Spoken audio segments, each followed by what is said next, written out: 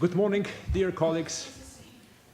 Very happy to see you all at 9:00 in the main hall. I warned some people yesterday evening that you can dance, you can party, but 9 o'clock sharp. So I'm really, really glad to see you all here. And I am also very glad to present our Friday keynote speaker, Professor Rosemary Deem. She comes from Royal Holloway, University of London. She's Vice Principal Education and Dean of Doctoral School, as well as Chair of the UK Council for Graduate Education. So, you guessed already that this will be about doctoral education today. She holds a BA Social Sciences in Economic History and Sociology and a Master's in Sociology of Education from Leicester University and a PhD from the Open University course Women and Leisure, a Sociological Investigation. Her main research interests focus on policy, leadership, governance and management of higher education, the consequences of university league tables, doctoral students, the changing purposes and roles of universities, public service organizations, leadership and change agency, and equality in education settings. This work draws on organizational theory, policy analysis, feminist research, new managerialist theory, and comparative social science.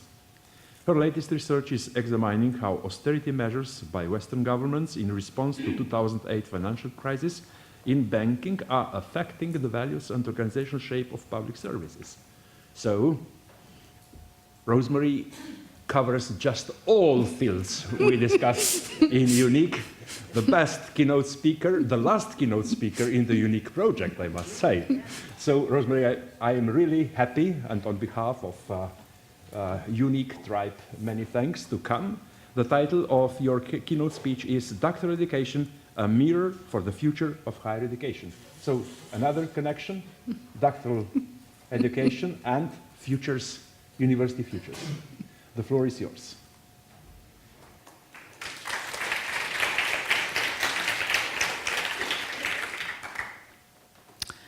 Okay, well, thank you very much. What I'm going to try and do, this is a kind of gallop through some of the debates about doctoral education, which are maybe not quite as exciting as some of the debates we've been having during the conference so far, but you'll see why that is in a minute.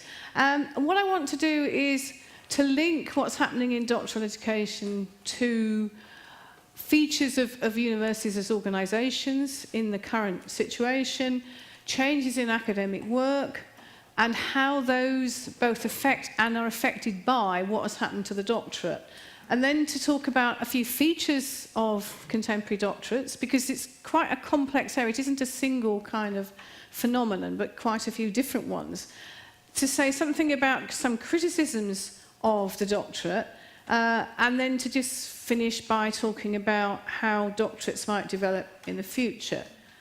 So if we look at the doctoral degree, then clearly the landscape is still changing quite a lot. I think for a long time, perhaps nothing much did change, but recently a great many things have changed, and everybody's writing about the doctorate.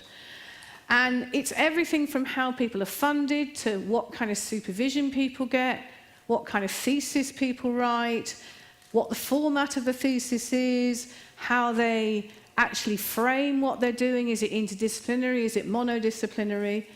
Now, the traditional, if you can talk about that, and it's quite a contentious concept, but the traditional doctorate is essentially supposed to be a preparation for academic work.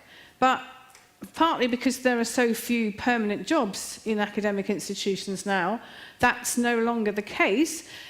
Some people are not even sure if it does prepare for academic work, but clearly the expectation is that many people who get doctoral degrees will go and do something else. Unfortunately, when you talk to them, that's not always what they think or say. So that's the belief, but it isn't necessarily held by those who are doing it. And clearly there are a lot of different changes which are affected in the doctorate, which are actually reflecting what else is happening in higher education. So that the kind of move to a greater emphasis on performativity is also a feature of the doctorate. So what marks out a 21st century university? I should say that one term I am not going to use is the term neoliberal, because I have no idea what it means. It's an elastic concept, and I don't think it's very helpful. But there are obviously lots of features of a 21st century university. So clearly the external environment, both in terms of internationally and nationally, is quite a turbulent one in most countries. Universities are becoming much more business-like, and so that leads to lots and lots of questions about what their purpose is. Unlike some critics, I don't think of the university as broken. I know some people have used that phrase quite a lot during the conference. I'm not sure how helpful that is. Increasingly, it's the economic dimension of what universities do, whether that's research or preparing graduates, that is emphasised rather than the social and cultural dimension.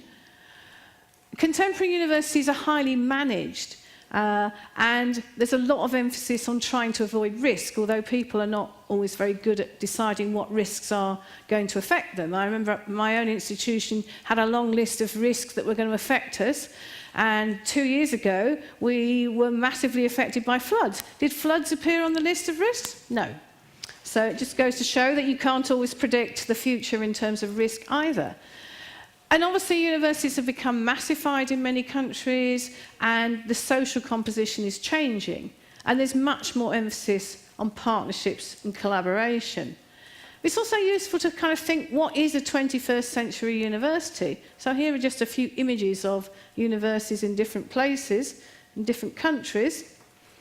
Now, those two probably look less like the 21st century university than the first two, but it's not actually what the buildings look like, it's what happens inside that's the crucial point. So, what are some of those characteristics? So, polarisation around research or teaching intensity is becoming much more common. So instead of having institutions which do both, and that's obviously the kind of classic kind of debate about Humboldt versus Newman, increasingly people are specialising. It can be public, it can be private, it can be a hybrid. We know that in many countries, but not all, the notion of a market for students is growing in importance, but sometimes those markets are fixed. And that's certainly happening in the UK at the moment, where we're told that new providers, who will almost all be for-profit providers, are actually more important than the incumbents that they're going to replace. The private interests of students are often emphasised against anything else, so that overtakes the notion that knowledge is for knowledge's sake. New technologies are clearly important. Social media is important. E-learning is often no longer separated out from other kinds of learning. You have multi-skilled staff, and I'm not just talking about academics, but also administrators. But students who act like consumers, who think that actually they're buying a piece of equipment, or they're buying, a new piece of clothing. It's exactly the same. You buy university education in the same way. And again, in the UK, we've already seen the Competition and Markets Authority is now trying to tell us what goes in our curriculum and how many years in advance that has to be available, not only to actual accepted applicants, but also to applicants who've not yet made a decision about where to go. So that's quite a new development, and I think extremely dangerous. So how do organisational changes to universities affect the doctorate? First of all, I think that one of the things that's happening is that supervising doctoral candidates becomes just another thing that you do. It's no longer necessarily something really special that you really look forward to. It's just another chore. Even if the actual activity itself is quite interesting and intellectually stretching, it's not necessarily something that is anything different in many ways to other things that you do. And there's much more emphasis on submission and completion of theses as a kind of key metric. Nobody's very interested in the academic content or the contribution to knowledge, except in the examination process. The crucial thing is that it's finished, not that it's any good. As long as it passes, then that's fine, because that's quite a problematic assumption, that actually the most important thing is for it to be submitted, not whether it's any good. And there is, as you'll know from UNIQ, the greater stress on collaboration, both across institutions and internationalising of the whole experience. And the destinations of holders of doctorates are now scrutinised much more carefully. And the costs and benefits of doctoral programs are things that university managers like to stare at when they're getting bored with their other spreadsheets and league tables. There are also changes to academic work, which have been discussed quite a lot during the last 2 days. So casualisation and the precarity of academic work is becoming more and more common across more and more systems. There's collectivisation, much more interdisciplinary work, centres, teams, doctoral schools. Specialisation, so that maybe some staff do teaching only, some people do research only, some people do management only. Christine Muslin's point that academic work is no longer as special as it was, that it's actually much more like other kinds of work, and so it doesn't have some of those distinctive features that it might have had in the past. There's also the whole kind of emphasis on mobility and virtualisation. So in some systems, clearly not all, there's quite a high academic turnover. In most systems, academics travel a lot. They might be online, but they're out of the office.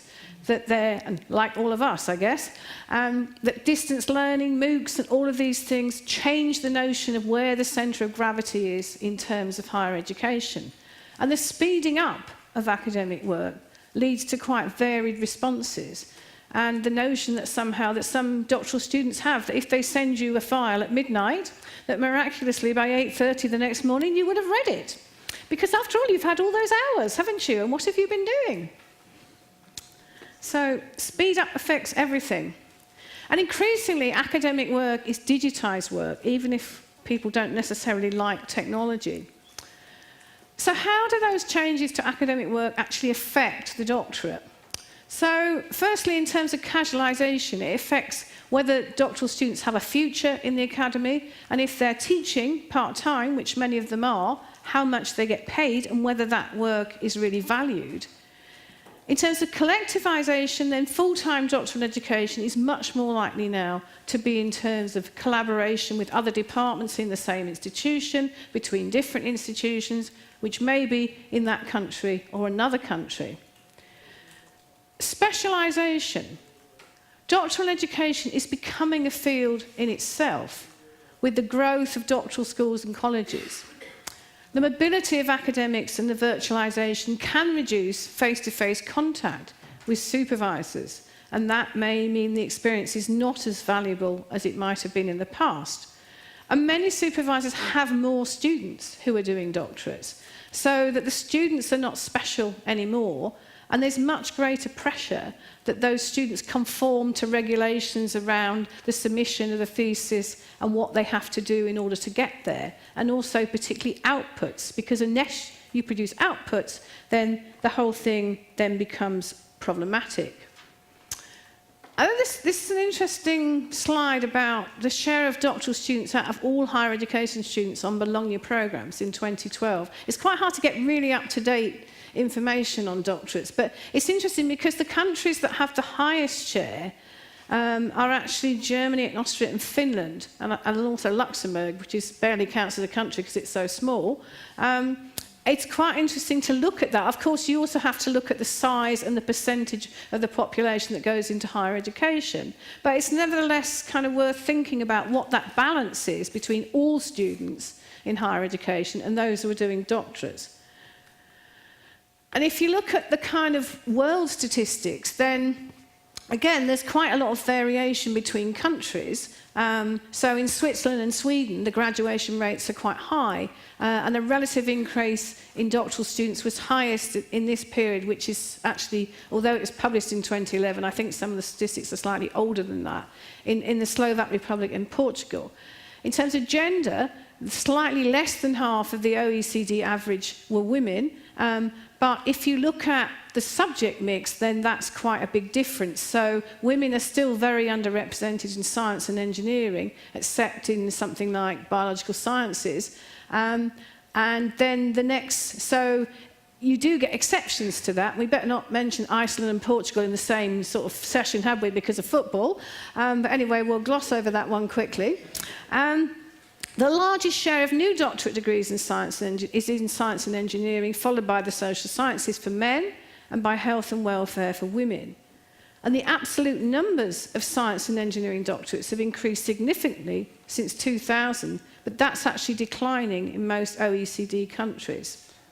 And the USA, I'm sure you won't be surprised to know, because it's the biggest system, is the largest single contributor of new doctorates. But actually that's followed by Germany, the UK and France. And the 20 EU countries, of which no doubt the UK will soon be not one, combined account for more than half of the total numbers of doctorates. So it's quite a disparate pattern across different countries, but there are clear trends in that. And then the question about who does the doctorate, what kind of knowledge is privileged in the doctorate? Firstly, there's really a considerable amount of variation by discipline.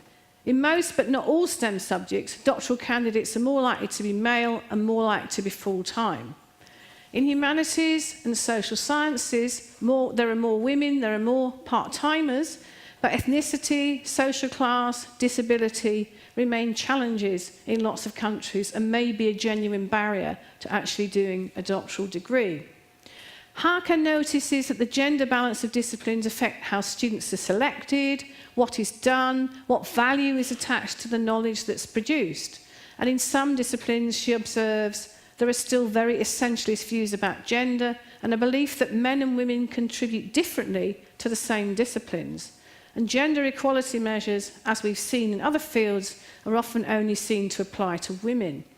Danowitz's research, where she looked at an interdisciplinary doctoral program, suggests that candidates talk about things which are not necessarily the same as other candidates and other programs, but obviously the stuff about jobs is common, but there's much more discussion about power relationships and also about how to actually think about the embodiment of doing their course of study.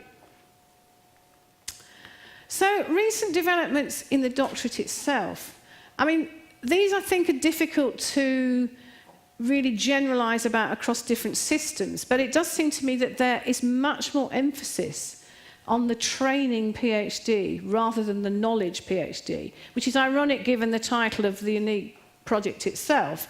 And I'm not saying that applies to this one, but I think there is an issue about what the balance is between training someone to be a researcher and getting them to produce a fundamentally original piece of research. Because it seems to me those things are in tension. And in the days when people took a long, long time to do a PhD thesis, then there was a different assumption around what that work represented. Often the assumption was that this is your great work, that this was the magnum opus, you would never do a better piece of research. We now know that that's extremely unlikely that that will be the case.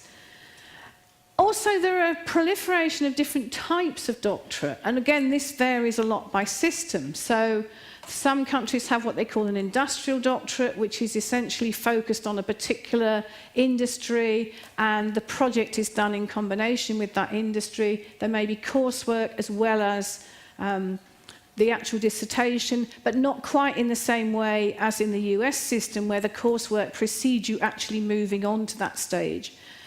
There's clearly greater collaboration in doctoral education in all sorts of ways, and there's increased focus on the contribution of doctoral graduates to a wider range of occupations, not just academia. Unfortunately, what there isn't very much is an emphasis on what that wider social and cultural role might be. And then finally, there are changing perceptions of the roles of doctoral candidates. Sometimes, fortunately, they're allowed to speak for themselves, but quite a lot of research, it takes upon itself the opportunity to speak for them without necessarily asking them, which is probably not a terribly helpful thing to do. Now, when I was doing the preparation for this lecture, I looked at some of the literature that's around from various kinds of bodies that represent universities in different countries. So this is from something called the Leading European Research Universities. And it tries to sketch out what a model of the modern doctorate looks like. So doctoral researchers are drivers of their professional development. I've no idea what that actually means, but it sounds quite fancy. I suspect it doesn't mean a great deal, except that you probably have to work out what it is you're supposed to do, and nobody tells you. They only tell you afterwards that you should have done it. That you need to be immersed in a research-rich environment, but that works better probably if the people are actually around. If they're not around, then that probably isn't quite so successful. where boundaries to other research fields are highly permeable. But the attitude of different doctoral students to interdisciplinarity is quite considerable, that some people really embrace it and want to do it. Other people are very scared of it because they feel that it's, in some way, it's questioning the particular discipline that they want to work in. Connections to the external world. This is a bit like a mission statement, isn't it, this? I mean, a lot of these kind of documents are like this. So they have a global outlook. We don't really know what a global outlook is exactly. You know, you look out and you see the entire world. Clearly not in Denmark this week because it's been raining most of the time, so you can barely see Copenhagen, never mind the rest of the world. But obviously, these things are weather dependent. There's a link to other sectors of society. Well, that's quite useful to know, but it doesn't explain how. And the skills that these new doctoral graduates develop are highly valuable. Okay, so does this help? No, probably not. So then I looked at another one, which somebody told me was the last exciting world in what was happening to doctorates. So this is from the European Universities Association Council on Doctoral Education, which I think spent about 4 days locked in some hotel somewhere in Europe producing this. When I first saw this document, I thought maybe I'd just got the executive summary because there didn't seem to be much of it, but in fact I discovered this was the entire document. So here are some of the gems. Institutional structures are diverse and open. Well, some of them are. But we need to watch for inefficiencies because not everybody has doctoral schools. Well, that's also useful to know. That we need to create space for dialogue between researchers and doctoral candidates. I think we've known that probably for a couple of centuries, possibly. But maybe they weren't noticing at the time. That we need to build research capacity, yes, using strong institutional leadership. But what does that mean? Because institutional leadership often knows nothing about research these days and hasn't really got any idea, except whether it appears in the league table. So a definition of institutional research strength is what it says in the league tables, not what people are actually doing. So you're supposed to nurture talent at all levels, presumably helped by human resources, or as Rebecca Bowden calls them, human remains. Focus on rigour, I think I've seen that somewhere in a UK Research Excellence Framework analysis. Resilience, I don't know what that's supposed to mean. Originality, critical thinking, independence, ability to create new knowledge. I think we have to do this in everybody from primary school upwards. So by the time you get to the doctorate, one might hope that there were sort of some new things that were being developed. You have to develop the ethos of research integrity. That's a new phrase which has replaced the word research ethics, I believe. So if you weren't quite sure what it meant, then that's probably what it means. And then finally, they tell us that you have to meet the digital challenge and foster open access research. Even finding this document suggested that maybe open access research was not at the forefront of their agenda when they produced it. Okay, I'll just say a little bit about collaborative doctoral networks. I know somebody here is already looking at that. Karina Balaban's already looking at this, and she's comparing the Marie Curie networks with the US version funded by the National Science Foundation. But there are clearly other things that have been similar to those things in the past. So Framework 7 in the EU had networks of excellence which involved quite a lot of PhD students. In the UK, we have now a lot of collaborative interinstitutional doctoral training partnerships. Clearly, all of these interdisciplinary, they're national or they're international, and they emphasise the knowledge contribution and the future career preparation, both inside and outside academia. I think they're great models. The problem is they're also very expensive. And then the question is that sustainable for higher education systems to do things like that? It's only ever going to be an elite thing, that's fine, but even that is actually, I think, going to be challenged quite a lot. So they're great models, but how do we take the principles underlying those models and apply them to other students who are not as privileged, maybe particularly part-time students, who often don't get access to a lot of things that full-time students get access to? If we look at what the kind of policymakers are doing with doctoral education, I think as Cuthbert and Moller said that maybe they were talking about Australia, but I think the point is a more general one, that many governments have decided that doctoral education is far too important to just be left to universities. Clearly there's an emphasis more and more on doctoral programs, not just the individual experience. There's a lot of focus on that horrible word, employability. but not on the wider cultural and social roles of people with doctoral degrees. Constantly the contribution to economic growth, but also innovation, which is a bit like originality, because the definitions of innovation and originality vary hugely by discipline.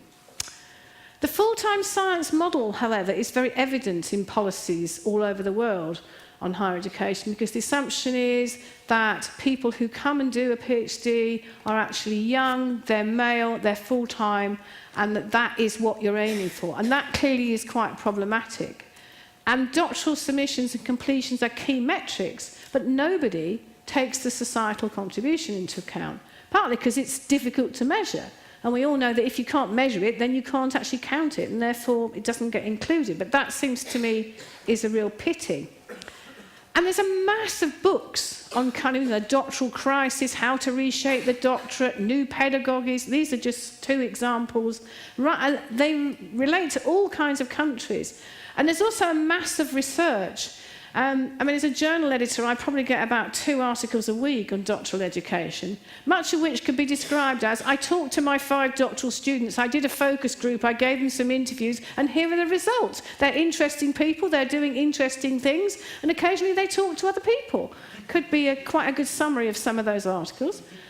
Clearly, some of them are not as simple as that, but it is a field in which people find it very easy to do what I would say are largely insignificant pieces of research, which I think is a problem, because clearly you need to do much more cumulative research. You can't just assume that if you do these tiny little pieces of research and you don't link them up, that actually they tell us anything that we didn't know already. Now, there have been a lot of criticisms of the doctorate, and I think one of them is clearly this business about, firstly, are there too many doctoral graduates? But that can only be measured if you assume that the only purpose of the doctorate is to prepare people for academic work. But on the other hand, it may be that the doctorate, even for those people who end up as academics, is no longer sufficient, because it doesn't routinely, depends on the country, include anything to do with teaching, although people will often be doing teaching alongside it. And also, perhaps it doesn't prepare particularly well for other kinds of work either, particularly when the potential employers didn't even know that they needed PhDs and may be terrified of employing PhDs when perhaps they themselves don't even have a first degree. There's also the question about what format the thesis actually should appear in. So is a monograph-only version of a thesis the only kind of thesis that we should have? Because increasingly there are other variants of that. Does it work better in some disciplines than others? Is the ability to produce a monograph useful in every field or only in some fields? The oral defence, Australia doesn't have it in most institutions, although they're considering having it. Most other countries have it, but the form of it varies. So in the UK, it's a highly secret thing where nobody except the people who were present know what went on. In other countries, it's an open defence, but that often is preceded by a sift to make sure that the thesis itself is of examinable quality. So it is a slightly different kind of examination. The advantage of that, though, is that everybody can go and have a look and see what goes on, whereas in the system where it's a closed viva, as we have in the UK, it's highly problematic. And as somebody who has to deal with appeals and complaints about vivas, there are often all sorts of problems in trying to sort out what actually went on in a viva when all the participants have some interest in the outcome. One-to-one supervision may be giving way to more collective forms. There's a debate about that and what that actually means. And what it can mean is that the student then becomes very, very confused because 10 different people are trying to tell them what to do, and how do you decide which of the 10 people you actually follow? And if you get that wrong, that can have lots of consequences. And there's someone called Tim Blackman, who recently became Vice-Chancellor of Middlesex University in the UK, made a speech in Belfast in March in which he said that what we call a professional doctorate, which is also quite similar to an industrial doctorate, so that you do set courses before you actually embark on the dissertation, and they all count to the final degree, and that in a professional doctorate, the assumption is that you will probably already be in a job, and that what you do is you look at aspects of that job, and those form part of your thesis. This doctorate was going to wipe out the conventional doctorate. And someone said to him, but how's that going to work in science? He said, oh, I haven't thought about that. So that was a bit of a disadvantage with that. It's all very well making these sweeping statements, but if you can't follow them through, then maybe they're a bit problematic.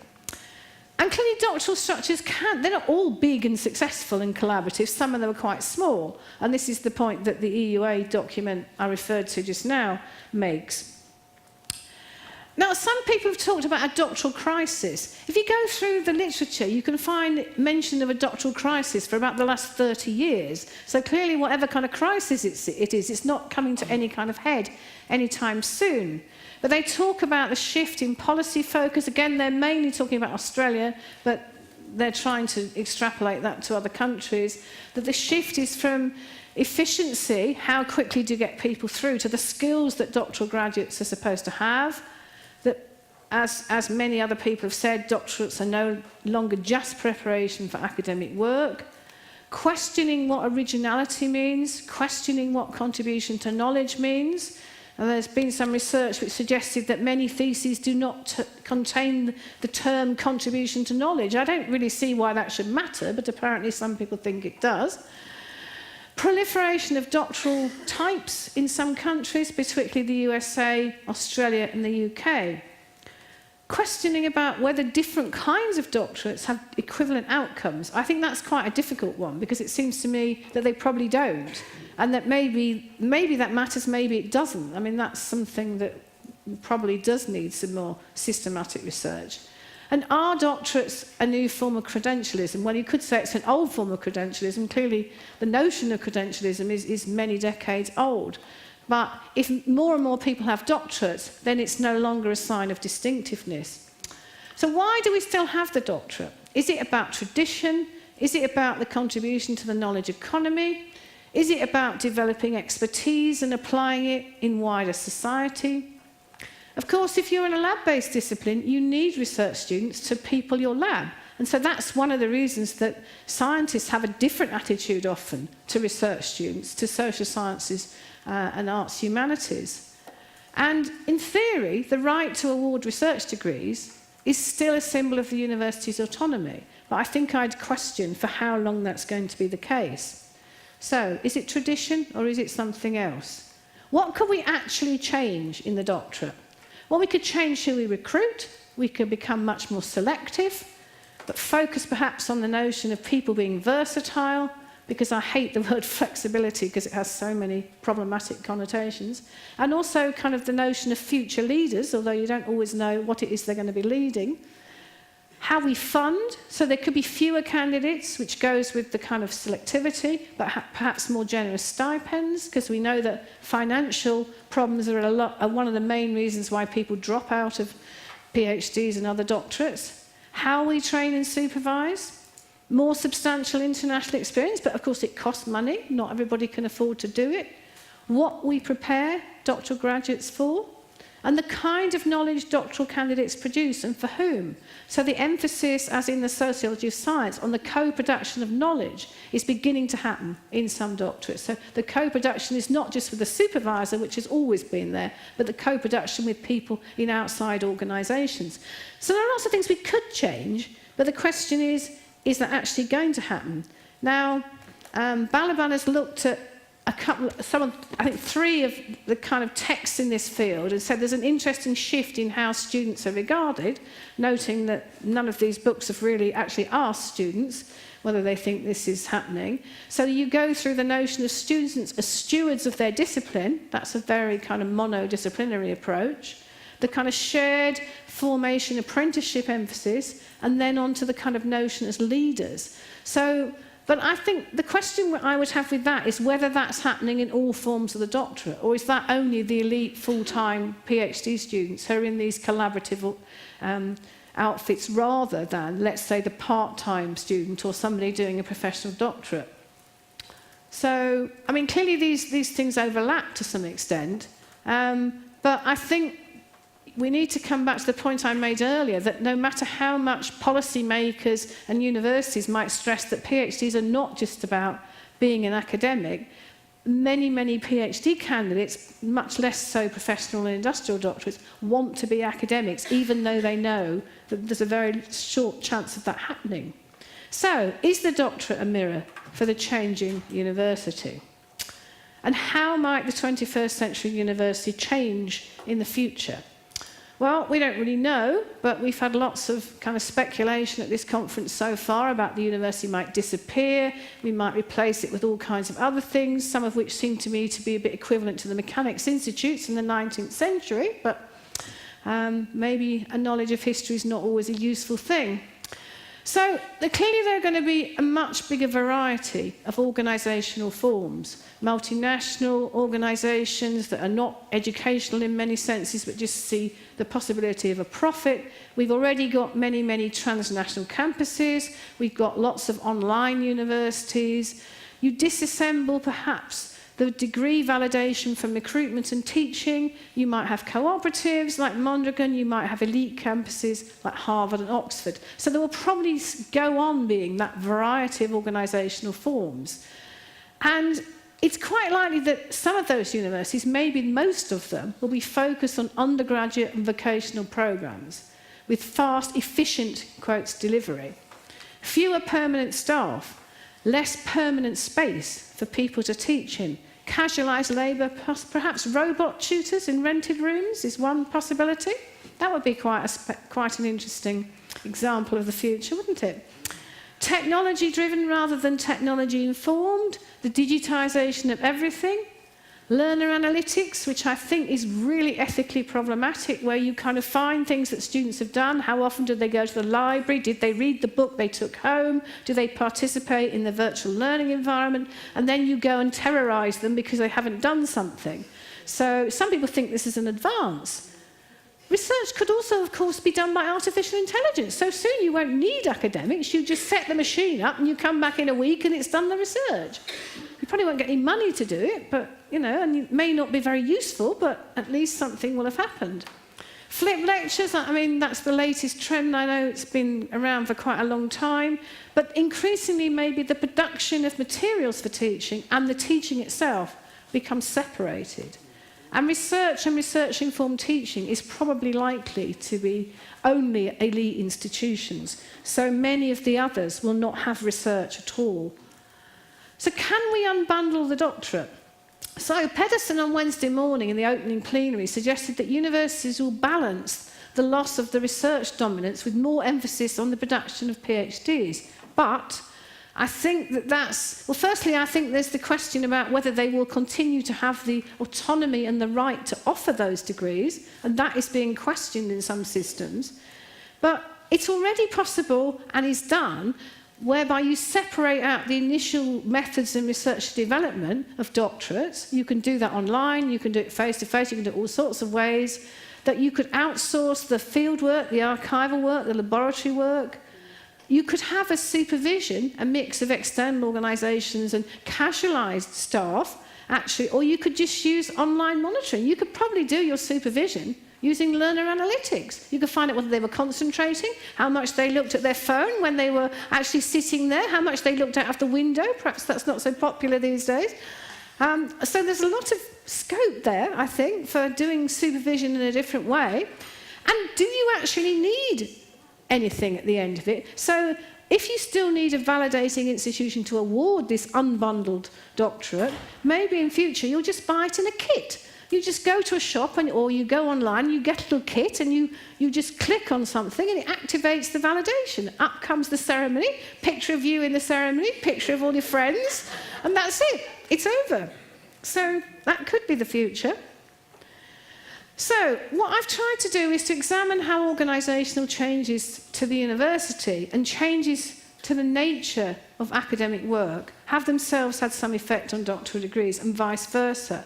And I've also tried to look at recent developments and features of doctoral programmes, including the proliferation of types of doctorate, collaborative programmes, and the changing roles of doctoral students. And finally, I looked at criticisms of the doctorate and the notion of a doctoral education crisis, as well as doing some speculation about what might happen in the future. So in conclusion, I mean, I think clearly as types of universities continue to change, then doctoral education will also change. And clearly the economy is also changing too, so you have to look at that. We can't just look at doctoral education as a little cocoon which we can separate out, which unfortunately is what many research papers tend to do. If there are fewer research-intensive universities, there probably will be much more selective admission to full-time doctorates.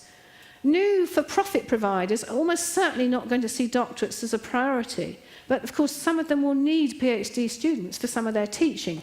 I think preferably, in their view, ones that were trained and paid for by somebody else. And obviously the notion of knowledge co-production and collaborative schemes will grow as consistent with open access principles. But I think it's also the problem that collaboration and competition don't go together terribly well. So at the one hand, universities are urged to collaborate with each other, but on the other hand, they're told that they're in competition with each other. And how you square that circle, I think, is quite challenging. And maybe you could establish cooperatives that could run PhD programs. I think that would be quite an interesting development. So if the doctorate survives, and I think there are questions about that, then obviously we need to prepare candidates for a much broader spectrum of things, but it's really important that that includes social and cultural purposes. The concept of originality in a thesis, I think, is going to be increasingly challenged. It's already a bit like neoliberalism. It's a very elastic concept. It covers everything, but it looks awful, and that's one of the problems. The doctoral candidates will still need preparation for things like digitisation, translational knowledge, but not just for careers and transferable skills. But those again, are kind of things that are already happening. That if co-production and collaborative contributions become the norm, then that questions the extent to which individuals receive doctoral degrees rather than groups of people. And finally, could we be heading for doctorates written by artificial intelligence? It can't be far away. Thank you.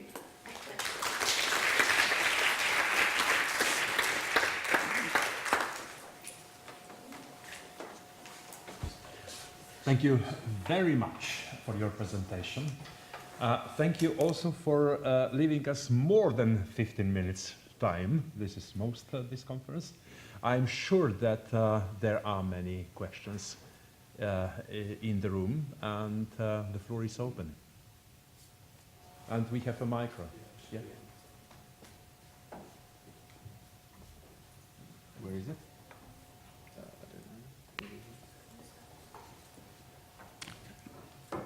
Yeah, this one. Okay. Yes. Maresi, on the right side.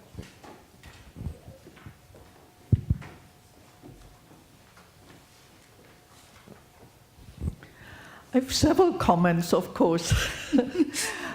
First, I want to say one really need to differentiate by more the British type of doctorate, including the Australian and the US type.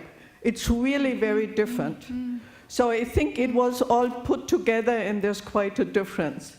Second, I would say that assumption that most who do a doctorate right now want to become professors is actually not correct. I checked if you take country like Germany, there was always a tradition that the majority is elsewhere. In the US, I even checked in the high time of expansion of doctorate, humanities and social science, a good proportion also went outside. But it's inside that myth is perpetuated. And I just did some study on taboos in doctoral education. And one of the taboos, and it seems to be in most countries, is that doctoral students never tell their supervisor they do not want to become professor because they are afraid they're not taken seriously. They're afraid they wouldn't get the financial support. They're afraid to be treated as second-class citizens. So I think we need to also see what's the reality. Yeah. And my third comment is, yes, when you take LERO and the EU, these are kind of prescription, but when you look on the ground, and you know that so well, what's really happening, there is something else going on. Yes, we have worldwide I would say an overproduction of PhD right now, because with the belief in innovation and whatever knowledge economy, many governments have pushed for an increase in PhD. But I think looking and saying, you know, artificial intelligence, I think, I cannot speak, but I can speak for the US, where I really know one is very aware about, and we did in our recent book a kind of canvas around the world, a PhD, the research education, still needs to have original contribution. And very much what is also in the US and even the National Science Foundation, very much to look what's the societal impact and not just the workforce. So I would say taking what the rhetoric is of LERO, AU or others, and what is also on the ground is quite some difference. Yeah. Yeah, I mean, I don't disagree with you most of those points. I mean, I think the American system is totally different, and I did make that point. I think otherwise, but the difficulty is you end up not being able to say anything about doctoral education if you constantly have to say, well, these things are different. So I did try and incorporate that, but I think it's impossible to constantly do that through a kind of coherent presentation. So I'm very well aware of that. But there are some overlaps between the American system, because if you look at the professional doctorate, then that's clearly a feature of the American system, as well as some European systems. So there are some, although the actual time that's taken and the way it's organised are very different, there are nevertheless some similarities. So when the professional doctorate developed in the UK, they went to the US to look. So it's not always the case that those systems are completely parallel. I mean, your comments about, you know, what is happening in different places, again, I think those are really important to make. And obviously, if you're doing a contextualised analysis, which if you're doing individual studies has to be done. I think I'm not, the point about whether students want to be academics or not, I mean, I think, yes, you can look at surveys and you can look at kind of what people say. I think your point, however, later was to say that in different contexts, candidates say different things. So what they will say to their supervisor is not necessarily what they would say if somebody was giving them a survey. And it's probably also not what they would say if they were being individually interviewed. So I think it's actually quite hard to find out what they really do think. But clearly, if a lot of people do think that they're going to get academic jobs, and in some systems they do still think that, then that's potentially a problem. If they think they're going to be going into other fields, that's fine, but in some countries that's still quite difficult, because those other fields haven't accepted doctorates. So I think what we're pointing to is the enormous variation across what's happening.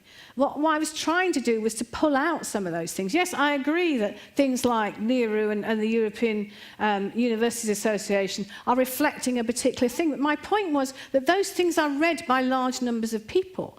And that it's not, but what I feel is that they're saying nothing that's particularly new. So they're presented as though this is the last word in what's happening, but they're not.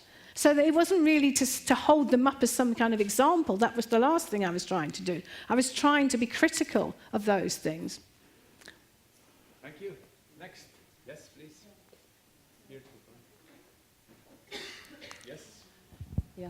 As a representative of the EuroDoc, European Council of Doctoral Candidates and Junior Researchers, I can be indifferent in this topic.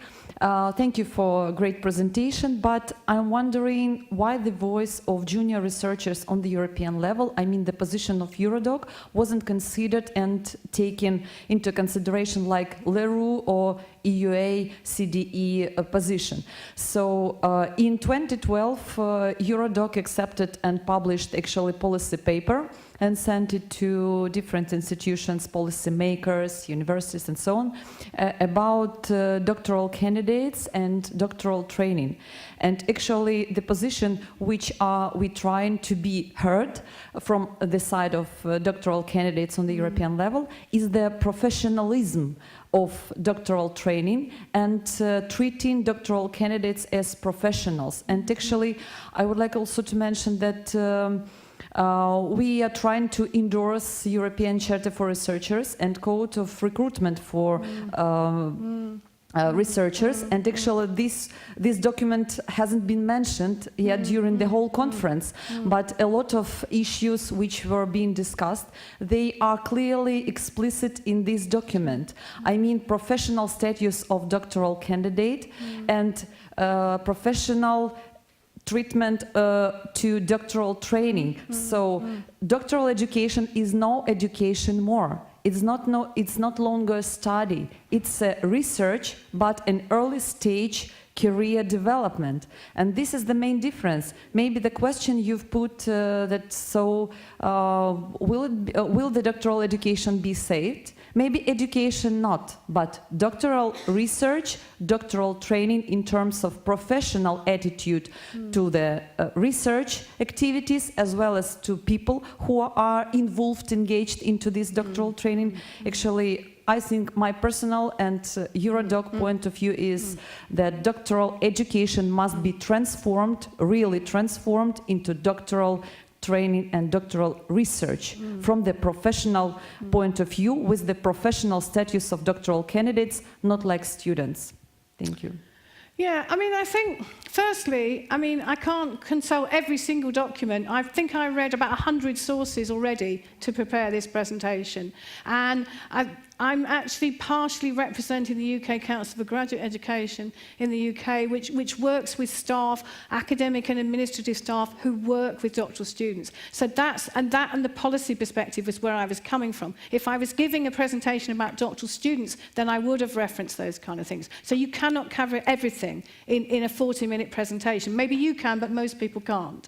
So I think your point is valid, but I'm not sure what the distinction is that you're making between professional training and education, because that's, if you look at the field of training and education, that's one of the biggest disputes about how that boundary is policed. And you haven't given any particular reasons. What does professionalised training mean? Does it mean that the people who give it are professionalised? Does it mean the people who do it are professionalised? If we look at professional doctorates, which I think probably your group does not represent, because most of those are part-time students, then they would say they already are professional, and what they're using is their job experience and their professional practice as a basis for the problematics that they investigate in your research. So it's not a straightforward, there aren't one set of students with one set of interests. There are a lot of different groups. So I think, yeah, I don't disagree that that's an important thing, but there are lots and lots of things that you could include. I mean, this is really the only presentation virtually in the whole conference which actually tries to look at doctoral education as a whole. So I think it's quite difficult to include every single thing that everybody's ever written, because that's impossible. So I think your point is a useful one, but I really think you need to go back and question, what is this distinction that you're making between education and training? Because there's a huge literature on that in the field of higher education, and I'm not sure that what you said really starts to make that contribution. It may in your own discussions, but what you said just there didn't make it very clearly. Thank you. We have 3 more questions, and I fear that this is all for today. 4. Well, please be short, and we will put all 4 of them. Yes. Yeah, so actually I haven't a question but more a comment of something we should look at. It's not a criticism but just something in addition. I think it's really worthwhile to look at the professional doctorates and the industrial doctorates to see as a major change. And since you mentioned that they actually have become very important in the US, we should also take into account that we have an increasing decline of the employers investing in the education of their employees. So what we can see, it's part of a shift and a try of a shift of the industry to outsource the cost of the training. And now I use the word training because it's kind of employment-related training. But basically what they do is they try to have access to public money, taxpayers' money, in order to save costs on their own training. And I think we should kind of take also the changes within the economy and this attempt of the employers into account to understand changes within the PhD, the doctorate. No, I think that's really important, because I think that the difference between the industrial and the professional doctorates and the standard PhD is that the people are generally already in some kind of employment, typically professional employment. And so what they are doing, and they're usually part-time, and what they're doing is quite different. But in a way, the contradiction is that what they're doing is useful to their employers as well as to them, but as you say, increasingly the employers don't want to pay for it, just as they don't want to pay for graduates to be work-ready, even though they don't really know what that means. So I think that's a very good point.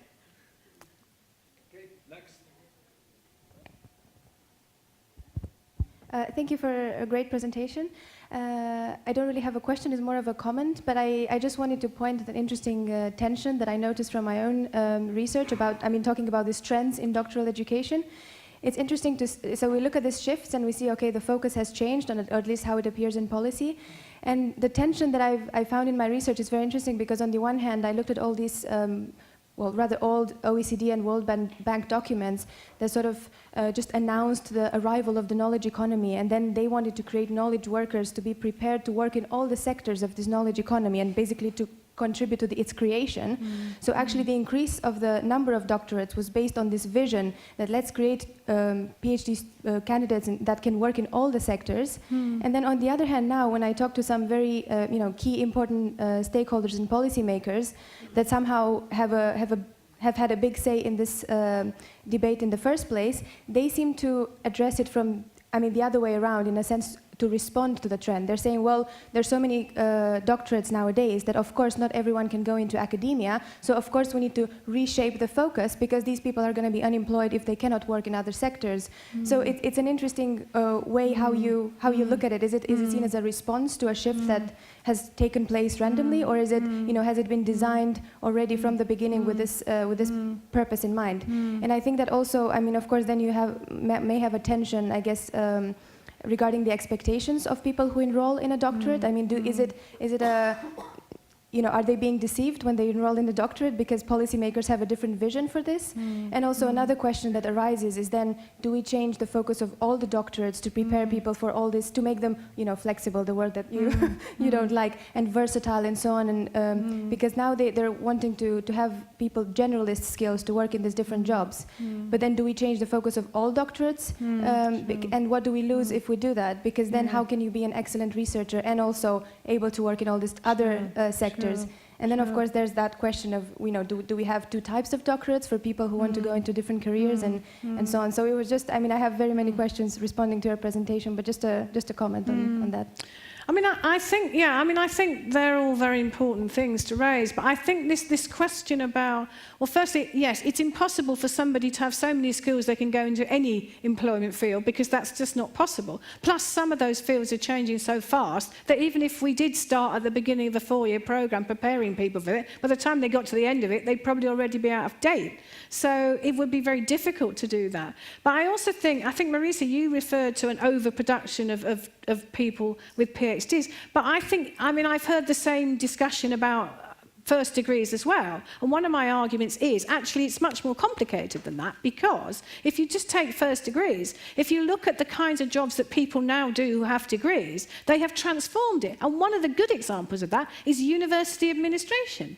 That when I started my career in the dark ages, people didn't actually have even A-levels or any kind of post-16 qualification to do those jobs. And what they did was, effectively, they typed out reading lists. Whereas now, very, very complex tasks are done by those administrators. And many of them have degrees, they may have master's degrees, they may even have PhDs. So the question of whether there's overproduction does go back to the question of where they are going and whether their gradual acceptance into the labour market will change the nature of the jobs that they do. So I don't think it's a straightforward debate. And again, I think we have to look at the debates that are around other kinds of degrees to inform our discussion, because I think that people who work on doctoral education assume that somehow you only look at that literature, but I think you have to look at other things as well.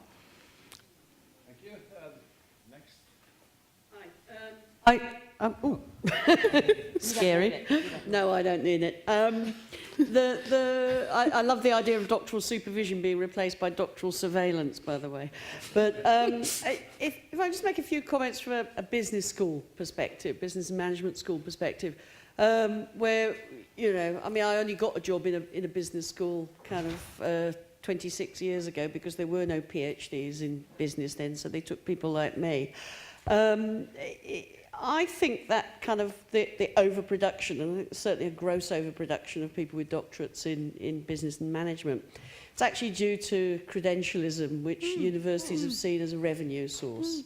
So suddenly it's, and what we do particularly in business schools is we're increasing emphasis on what we call DBAs, which is Doctor of Business Administration, which I think will soon be surpassed by the EBA, the Emperor of Business Administration, which is all about, as more and more people in business and industry have got MBAs, there's a feeling by some people they'd like to be one up on the people that they manage, so they want to be a doctor. And speaking cynically, these are people who just want to be called doctor because it's a tag they want, and there are universities willing to sell them that title.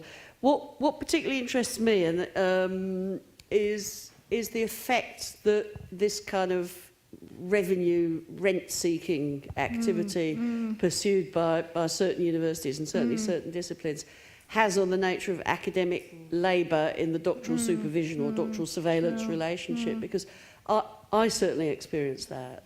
So relationships with doctoral students, which used to be the most important and valuable and stimulating part of my life, which is a real kind of intense intellectual relationship, is I find increasingly encroached on by management who are intent to speed and shape and focus that activity and tell me how to do it, tell me what to do. And that has a serious detrimental effect, I think, on the students' experience, because when I talk to my doctoral students who've graduated, they talk about how it's changed their lives. And that to me is the most important thing about having doctoral education. And I'm finding that work increasingly less rewarding because I increasingly have less control over that aspect of work. And I think something really worth... It used to be the last bastion of the thing we could defend. It used to be the last thing that we could say that we controlled, and that particularly we control in the examination process.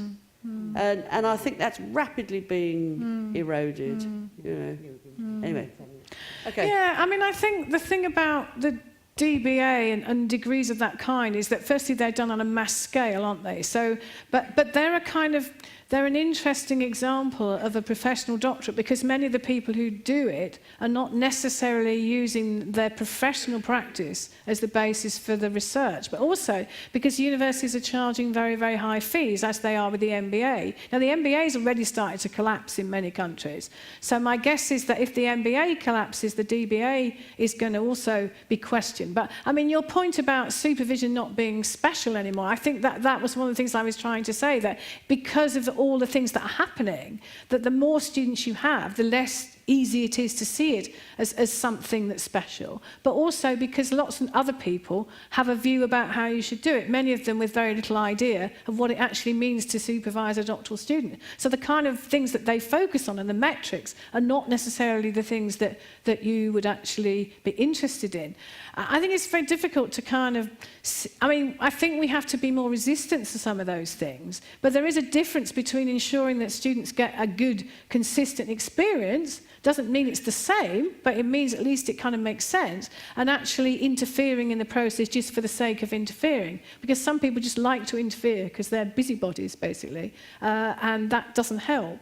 So I think both that and the question about these kind of big-scale, very high-fee doctors, there's a very special issue, I think, around business schools and their role in what happens in the world. And, you know, one could say that they're responsible for quite a lot of the evils that have happened in the world, as well as some of the better things.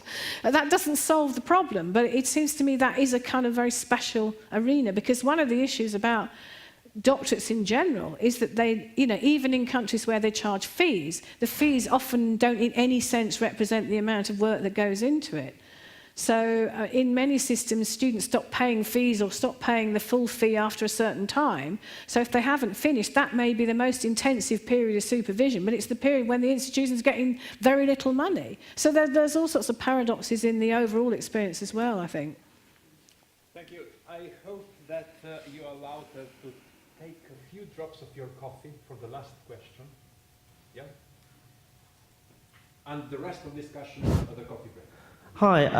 The Careers Research and Advisory Centre was commissioned by HEFKI to undertake a study. I've referenced that in the Yeah, I mean, they actually found that in terms of employers, the demand for professional doctorates was quite low insofar as employers didn't see the value of them. And further, they indicated that there is evidence that many of the models that were developed in the UK will be unsustainable without international participation. the demand for which is harder to assess. And we found that ourselves in that we get large numbers of Saudi students who will come over for a PhD traditional. We cannot recruit them to any other program because their ministry does not understand it and therefore will not fund it. So do you not think there'll be a move away from professional doctorates, and to some extent they seem now to be, I suppose, less original, less worthwhile than they used to be, as far as employers are concerned at least? Well, I mean, firstly, I don't think I wasn't making that argument. I was presenting that Tim Blackman from Middlesex University made that argument. So I wasn't making that argument. But I think, I mean, I have a lot of criticisms of that crack document on professional doctorates, because I think giving a group of people, most of whom had no experience of professional doctors, a hefty project to do is probably not the best preparation for a good piece of research. But they deliberately made that decision. But I think this question about employers and whether they value it, it's a bit like kind of asking students. It depends how you ask them, where you ask them, when you ask them. Because, for example, if you just take something like the successes probably have been in things like professional doctorates in the field of psychology, where in many countries you can't actually practice unless you've got one of those. Now, in that instance, the employers do, in some systems, not all, actually pay quite a lot towards it. But if you take another one, which is education, which is one of the biggest fields as well, now the employers will say they don't want to pay for it, but doesn't mean they don't value it. In some systems, they do. In the Scottish system, that's the progression. That once you've done, well, obviously because the first degree is still technically, if it's an honours degree, is a master's degree in Scotland, then the professional development's done through the professional doctorate. I actually think it's much, much more complicated than that report actually says. But the thing about international students, I think you're quite right, is that international students from some countries have a particular notion, or their sponsors have a particular notion, of what constitutes a doctorate. And anything that weakens that. So in the UK, we often ask people to be registered initially for an MPhil. Now, some people will refuse to accept that because to them that's not the degree. So I think that question about international students and their understanding of what a doctorate means is very, very complicated, actually. And I don't think we've resolved that. And I think you're right, they're not going to go onto those kind of programs. But it isn't just the UK that's doing professional doctorates. I mean, there's a lot of industrial doctorates in Germany and France. So it's not just something that's done in a few countries. That was part of the Bologna process, which you haven't mentioned, the idea of moving towards some degree of convergence anyway. Yeah, I'm not sure how much that was really a degree, that was actually a Bologna process issue, actually. I mean, I think they look at that level, but they don't necessarily make recommendations or principles about the professional doctorate. The professional doctorate came out of a quite different set of concerns and factors, actually, I think. And some of that was actually led by the concern that many people who did a part-time doctorate who were in employment struggled to finish. So the dropout rate was huge. And the assumption was, which is actually incorrect, that if you did a professional doctorate, it would be better. They get through the talk bit. The problem is still the dissertation. So in that sense, it didn't really work. Thank you, Rosemary, once again, for a great presentation and a great discussion. And this is a little bit. Thank you once again. It was really great.